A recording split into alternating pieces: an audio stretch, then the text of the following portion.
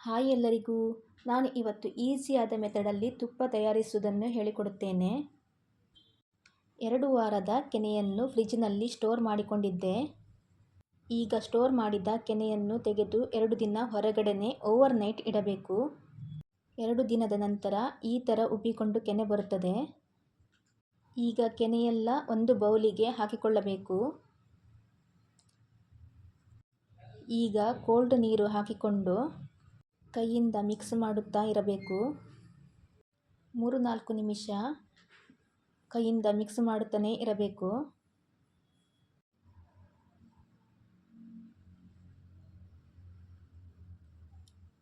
ಈಗ ಬೆಣ್ಣೆ ರೆಡಿಯಾಗಿದೆ. ಬೌಲಲ್ಲಿ ಹಾಕಿಕೊಳ್ಳೋಣ.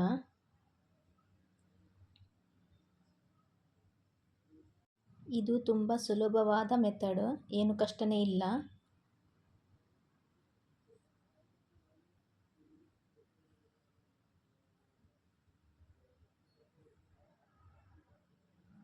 ಈಗ ನಮಗೆ ಇಷ್ಟು ಬೆಣ್ಣೆ ಸಿಕ್ಕಿದೆ.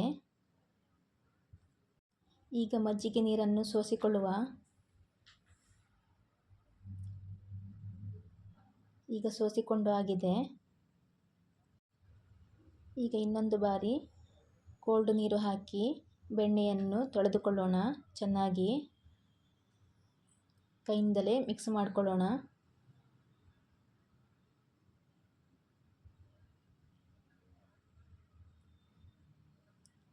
ಈಗ ನಮಗೆ ಇಷ್ಟೊಂದು ಬೆಣ್ಣೆ ಸಿಕ್ಕಿದೆ.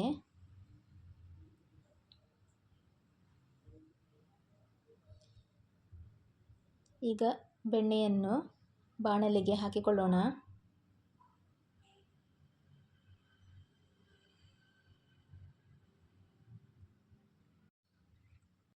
ಈಗ ಬಾಣಲೆಯನ್ನು ಗ್ಯಾಸ್ ಸ್ಟವ್ನಲ್ಲಿ ಬಿಸಿ ಮಾಡಲಿಕ್ಕೆ ಇಟ್ಟು ಬಿಡೋಣ. ಮೀಡಿಯಂ ಫ್ಲೇಮಲ್ಲೇ ಬಿಸಿ ಮಾಡಿಕೊಳ್ಳೋಣ.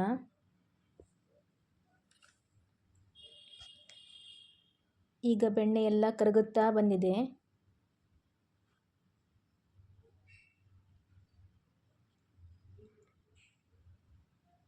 ಹೀಗೆ ಸ್ಪೂನಿನಿಂದ ಮಿಕ್ಸ್ ಮಾಡುತ್ತಾನೆ ಇರಬೇಕು.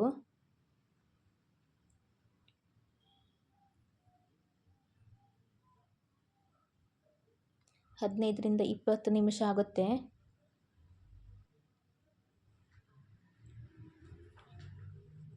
ಇದಕ್ಕೆ ತುಳಸಿ ಎಲೆ ಬೇಕಾದರೆ ಸೇರಿಸಿಕೊಳ್ಳಬಹುದು. ಅದು ವೈಟ್ ಇರುವುದನ್ನು ಬ್ರೌನ್ ಕಲರಿಗೆ ಬರಬೇಕು, ಆವಾಗ ತುಪ್ಪ ರೆಡಿಯಾಗಿದೆ ಎಂದರ್ಥ. ಇವಾಗ ತುಪ್ಪ ರೆಡಿಯಾಗಿದೆ. ವೈಟ್ ಇರುವುದನ್ನು ಬ್ರೌನ್ ಕಲರಿಗೆ ಬಂದಿದೆ.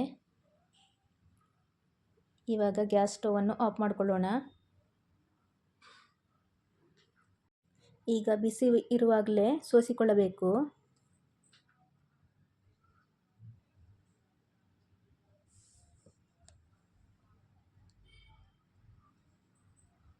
ಇಷ್ಟೊಂದು ತುಪ್ಪ ಸಿಕ್ಕಿದೆ ನಮಗೆ.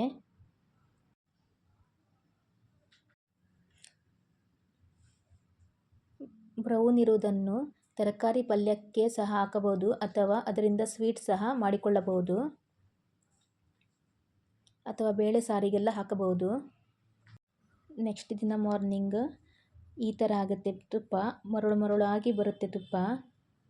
ವಿಡಿಯೋ ಇಷ್ಟವಾದರೆ ಲೈಕ್ ಮಾಡಿ, ಕಮೆಂಟ್ ಮಾಡಿ, ಶೇರ್ ಮಾಡಿ, ಸಬ್ಸ್ಕ್ರೈಬ್ ಮಾಡಿ.